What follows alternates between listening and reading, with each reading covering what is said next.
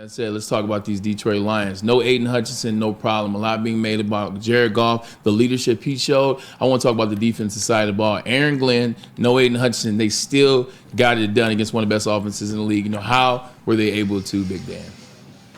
They did. I mean, and thank you for the compliment. I appreciate that. Look, they got enough pressure, but I think what Dan Campbell said was true. They need more. That wasn't good enough. There were several times, and we remarked on it on the broadcast, where, Darnold had all day. And look, if a quarterback has all day, Braylon, you're going to find a way to get open. I don't care who the cornerback is. You're going to find a way to get open. So, they were good. They got to win in a tough environment. They weathered all sorts of adversity and being down 10-0. And that stadium was so loud. It was crazy. I love calling games in that place. It's probably my favorite road stadium. But they figured it out. But I just think they're going to need more. That's why I think Dan Campbell has been open about the fact that Brad Holmes has been on the phone trying to figure this thing out. If anything else makes sense. But it gets more and more difficult if you can't force that quarterback to speed things up some. They survived this week. They thrived this week. They got it done. But I do think it presents something they have to take a close look at going forward, because you obviously lost an elite player in Aiden Hutchinson. More than that, you lost a lot of your ability to consistently pressure the passer. And if you don't do that in this league, it's going to be tough. Hey, Dan, fill us in a little bit on Jameson Williams and just your thoughts. Second time this kid's been suspended. It's not official yet, but it looks like a 2-game suspension coming down for illegal substances. We don't know what that is, but what's your take on that? Did they know last week, because he really didn't play a lot last week, one pass? I saw he threw a block on that touchdown for St. Brown, but they kind of played without him a little bit last week. Tell us about what they're going to do going forward here. Well, first, I don't know what they knew last week, but I think that was more, let's credit Minnesota. They were taking him away. And the Lions, I think one of the things that has led to Jared Goff's success is just his ability to take whatever the defense is going to give you. You want to check down? Fine, he'll check down.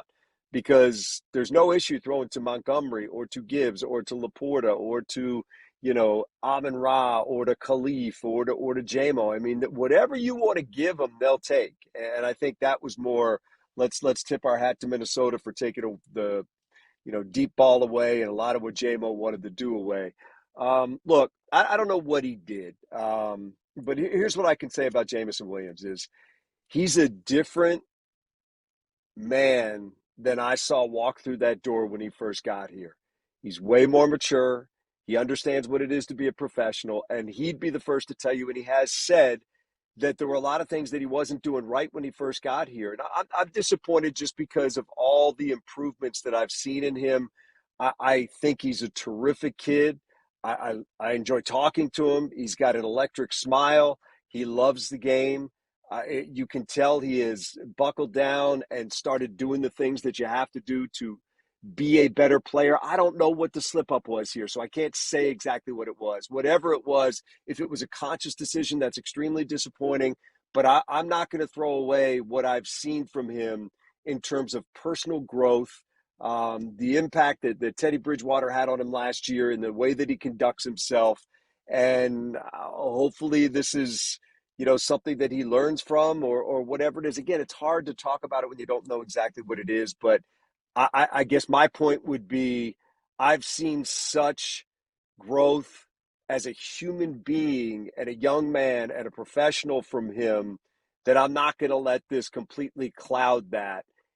We all make mistakes. I don't know what his mistake was, but I again, will go back to the fact that I really appreciate what I've seen from him, and I see a different man than I saw walk through that door on day one. Yeah, you're right. So we don't have to speculate anymore. But isn't it good to know, with the one opinion that you had or the one opinion certain people had about Jameson in the beginning, it's because of what you saw. It's because of what was going on. And you said, dang, this guy just doesn't get it. So every time you hear something, it was easy to say, well, this guy's not it. This guy's not the guy. Maybe we move him. Now, after something like this, once you've seen a year plus worth of work in the right direction and things, you have these narratives where you're like, look, I want to give him the benefit of the doubt. Also, no, I don't want to throw him away. I want him to figure it out because you've seen the change that he's done. So I appreciate everybody for seeing that in him. Yeah, no, and I think that's important. I think, listen, none of us want to be judged by our worst moments. We want to be judged by what we have done in totality. What's our full body of work? And the full body of work for JMO is tremendous growth, improvement as a football player, and figuring things out. You're talking about somebody that when he got here hadn't played a ton of football. I mean, it was really one big year in college, and that was it. And he had to figure some things out, I think, in terms of maturity, and I think in terms of being a professional, and he's done that. So, again, it's as you said, Braylon, it's hard to speculate because you just don't know what it was. But I can simply speak to what I've seen over the last, couple of years that he's been here and the person that he is today. Woodward Sports, Dan Miller's Weekly Drive, brought to you by Les Stanford. Chat, show the love for Dapper Dan and smash that like button. In fact, my friend, I got a little extra dapper because I knew I was going to be talking Looking to good, you today. man. I appreciate that. My question is for you.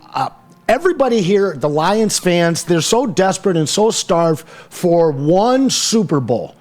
But what I try and tell people is that this regime, the Ford family, they have a different vision, and it's not just one Super Bowl. It's a decade of dominance.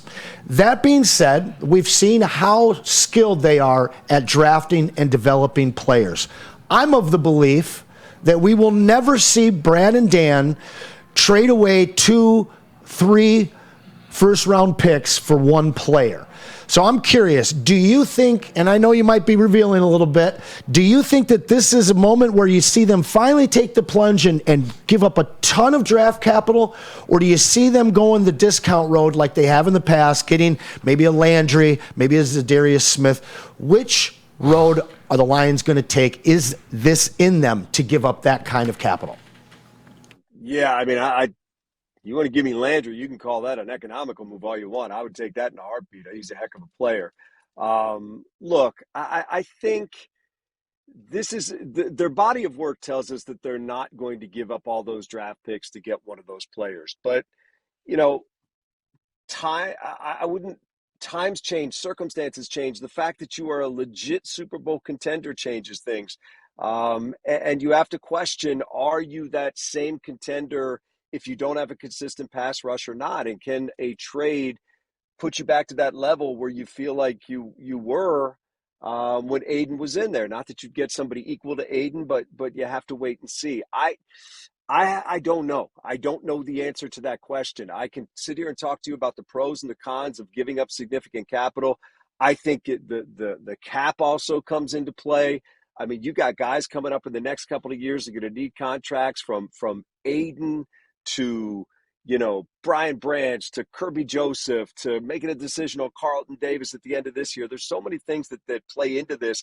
It's not just simply, would you give up draft picks and take on a salary? It's a bigger picture thing and how it impacts them for the next couple of years. But I do think they understand there's some urgency here to get something that'll improve their current standing, just based on reading the tea leaves. And I don't know what that would be. Is that, a complimentary player that Dan Campbell has talked about, a level between complimentary and elite, like a Max Crosby is elite. That's somebody that you're talking about giving up. Myles Garrett, that's somebody that you're talking about giving up the store for. There's a level below that maybe is the Landrys of the world, that's a really, really good pass rusher and would help solve a lot of what they're dealing with now, but wouldn't cost the same as what some of these other guys would cost. And then there's the level below that might just give you a rotational guy. So I think these are conversations that they're having. I'm not privy to them. I don't know what they're going to do, but I think they understand that where this season is concerned, this is a critical moment that they have to either really believe in what they've got or look and say, what do we need to add to continue to believe that we are of the level that we're at? Yeah, this is a major trap week game here against the Titans, who are not very good. This traded DeAndre Hopkins away. Tony Pollard's a good runner, but the Lions have been terrific against the run. Then you got Green Bay and Houston coming up. This is a game that a lot of teams could look past. I know the Lions won't, but how hard is this game going to be for them to play?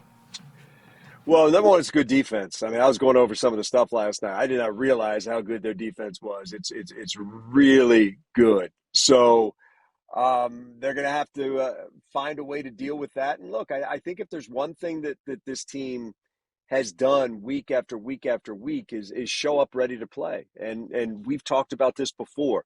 Haven't lost 2 games in a row since October of 2022. That streak is still intact. There's nobody in the NFL that is even close to that streak. And that goes to them being ready to play, whether they're an 11-point favorite or a 3-point underdog, whatever the case. And I anticipate that they'll do that again this week. But look, your points are well taken. This isn't one that you want to take lightly.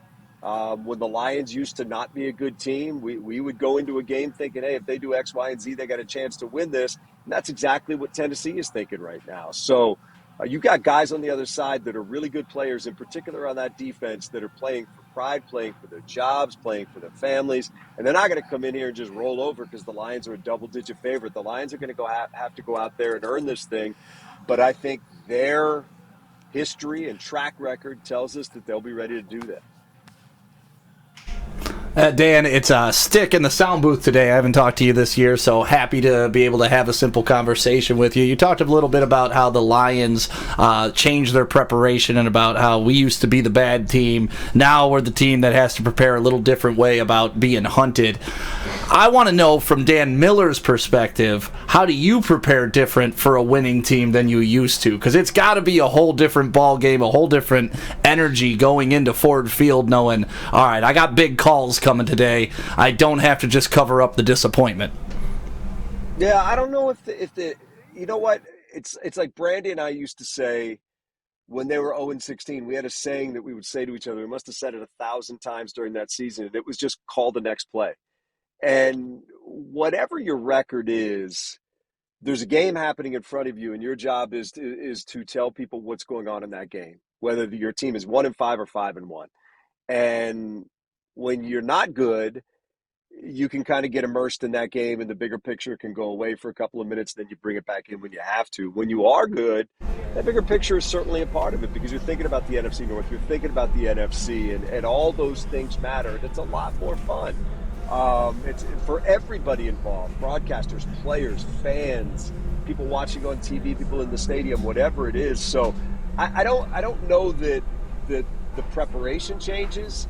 Your probably information changes. The bucket you take into the booth with you changes because there's different things that are involved. But I think you owe it to yourself to just always be prepared. And to me, that's job one. That alleviates anxiety and everything else. Just be prepared for anything and whatever it is. But look, I would be lying, and you guys would know I was lying if I didn't tell you that this is a whole lot more fun than what we've had to deal with in the past. I mean, these games mean a lot. And to go into Minnesota last week and see them do what they did, man, that's what we've been waiting for a long time, is to have a game like that with meaning like that, see them react like that, play like that, and trust that this team, when they get down 10-0, isn't going to blink and is just going to come back. So it's pretty special. It's been awesome. And to the question that you guys talked about earlier, the cool thing is they aren't, and this is the old college thing, they're not building a team, they're building a program. They're building something that's going to last. They're building something that's going to be here, that's going to endure, and that's going to give you a chance to have a long-term success. Well, I appreciate it because during those dark days, man, you were the only one as hype as I was watching my losing football team. So thank you for carrying us through those, and you definitely deserve all the success and to be able to call these types of games. So thank you. Dan Miller, he is simply the best. We appreciate you as always every Wednesday. So enjoy this win, but no, it's more to come against the Tennessee Titans. Dan, we appreciate it. Thanks, Dan. No doubt. I appreciate you guys. Thank you very much.